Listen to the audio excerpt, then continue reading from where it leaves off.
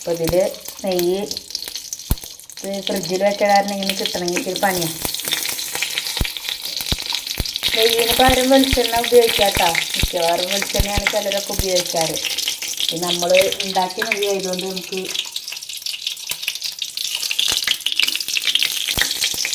നമ്മളതിൽ കുറച്ച് കടുക് കുറച്ച് മതി കേട്ടോ. പിന്നെ ഇതാ ഉള്ളി സവാള ഇട്ടിട്ടുണ്ട്. സവാള വേണമെന്നില്ല, ഉള്ളി മാത്രം മതി. അപ്പോൾ ഇതാ ഉള്ളി തോനെ എടുത്തിട്ടുണ്ട്, ഒരു കുഞ്ഞ് സവാള എടുത്തിട്ടുണ്ട്.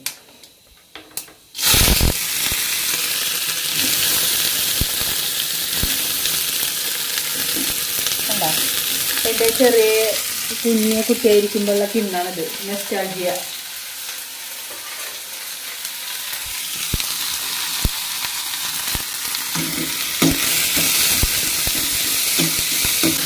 നമുക്ക് ഉപ്പിട്ട് കൊടുക്കാട്ടോ ഇതിൽ, അപ്പോൾ അത് വേഗമാവുമല്ലോ. ഉപ്പിട്ടിട്ട് കൊടുക്കുക, കുറച്ച് ഉപ്പിട്ടാൽ മതി. ചോറിൽ ഞങ്ങൾ ഉപ്പിട്ടിട്ടാണ് വറക്കുന്നത്. അപ്പോൾ കുറച്ച് ഉപ്പിട്ടു.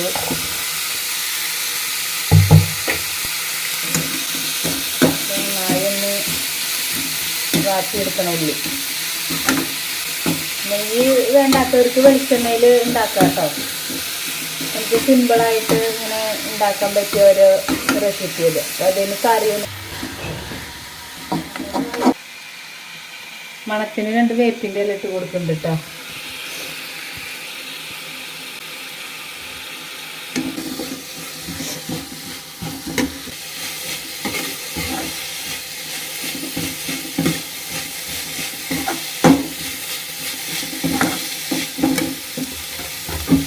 ഇട്ട് കൊടുക്കാം കേട്ടോ.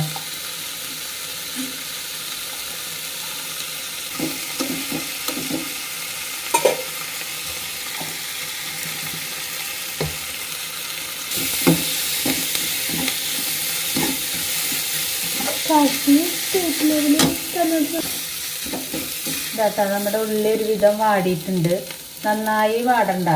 അപ്പോൾ ഇത് ഇത്ര പാകത്തിന് വാട്ടിയിട്ട് നമ്മൾ അതിൽ ചോറിടുക കേട്ടോ. ഇതെല്ലാവർക്കുള്ള ചോറാണ്.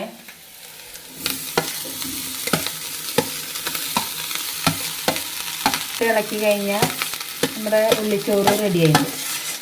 ഈ കറിയൊക്കെ ചില ദിവസമൊക്കെ നമ്മൾ ദൂരയാത്രയ്ക്കൊക്കെ പോകുമ്പോൾ നമുക്ക് കറിയൊന്നും വെക്കാൻ സമയം കിട്ടിയില്ല, പെട്ടെന്ന് നമുക്ക് ചെയ്യാൻ പറ്റിയ ഒരു ഐറ്റമാണിത്. ഇതൊന്ന് ട്രൈ ചെയ്ത് നോക്കിക്കോളൂ കേട്ടോ. ഇതാട്ടോ നമ്മുടെ ചോറ് റെഡി ആയിട്ടുണ്ട്. അപ്പോൾ ഇതൊന്ന് ട്രൈ ചെയ്ത് നോക്കിക്കോളൂ കേട്ടോ.